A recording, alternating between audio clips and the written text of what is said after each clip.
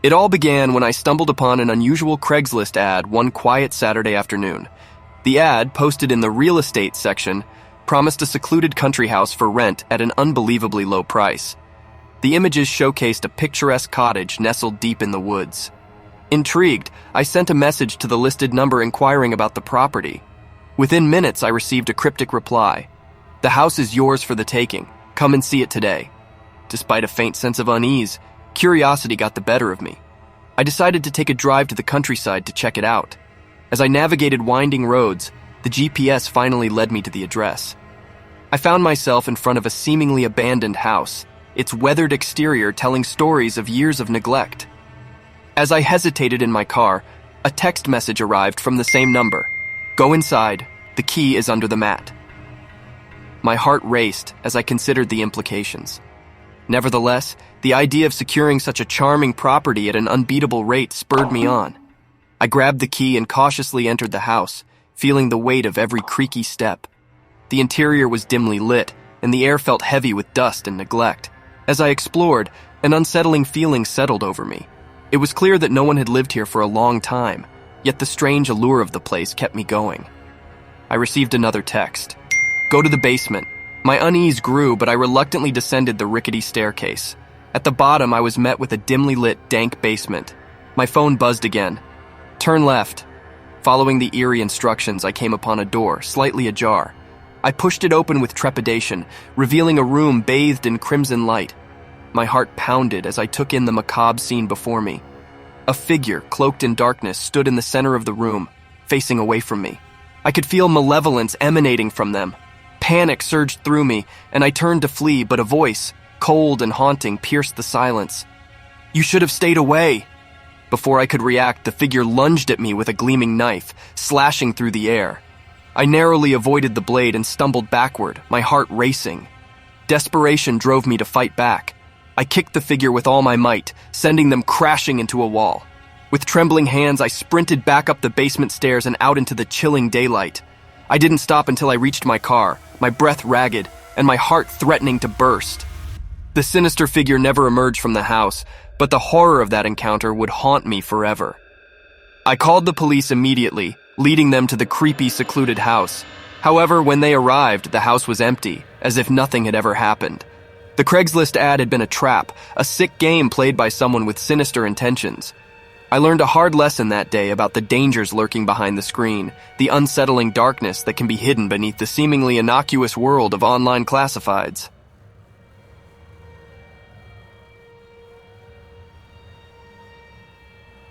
One gloomy evening as I scrolled through Craigslist, I stumbled upon the jackpot, a PlayStation 5 for sale at a ridiculously low price.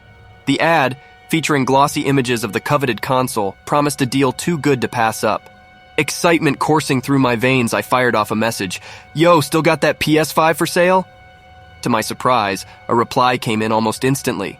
"Yeah, it's yours. Meet me tonight at an alley downtown."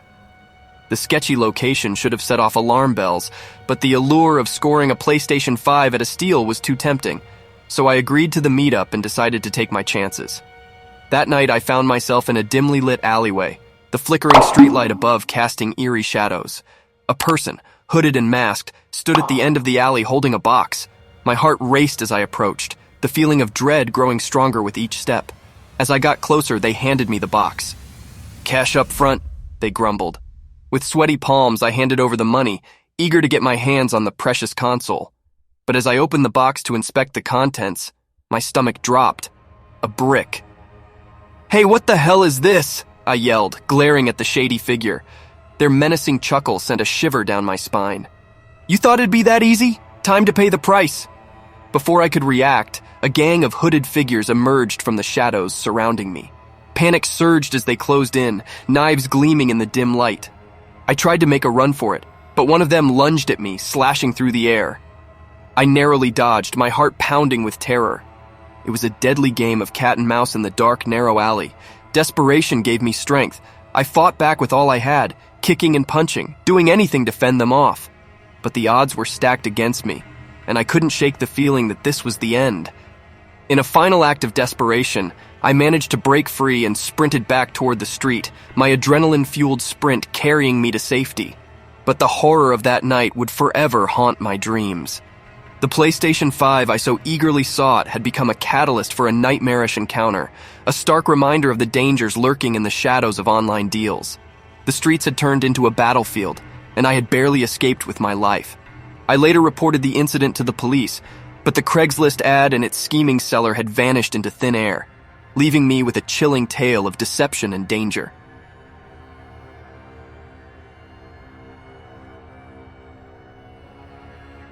Life was tough, and as a 20-year-old girl trying to make ends meet while pursuing my education, I desperately needed a laptop for school.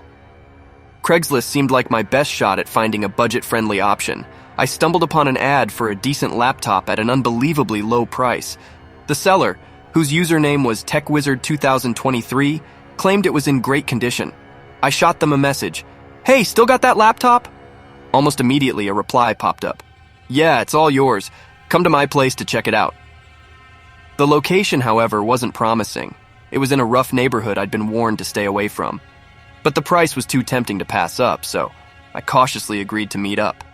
That evening, I arrived at the given address. The house looked old and run down with broken windows and graffiti-covered walls. My heart pounded as I approached, my gut telling me this wasn't the smartest decision.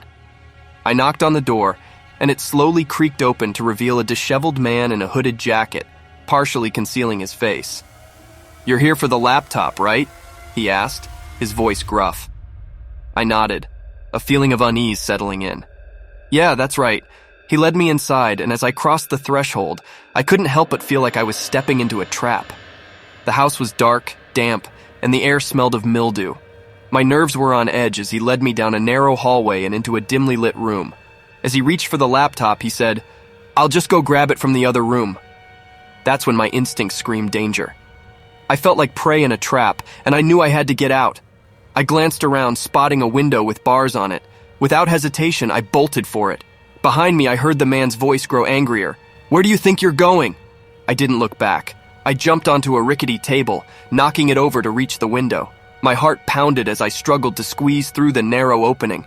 The cold, damp air rushed in as I tumbled onto the ground outside. I scrambled to my feet, ignoring the scrapes and bruises. Behind me, I heard a crash as the man attempted to chase me, but I didn't stop running until I was several blocks away, my breath coming in ragged gasps. The laptop was lost, but I had escaped a potentially life-threatening situation. I reported the incident to the police, but they couldn't locate the seller. That Craigslist ad had been a dangerous trap, and I had narrowly escaped its clutches.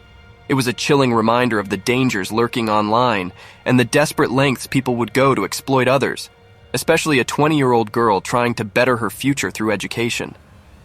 In the weeks that followed, I invested more time and effort into securing a laptop through legitimate means. The traumatic experience had left me shaken, but it also served as a harsh lesson about the importance of personal safety in the digital age.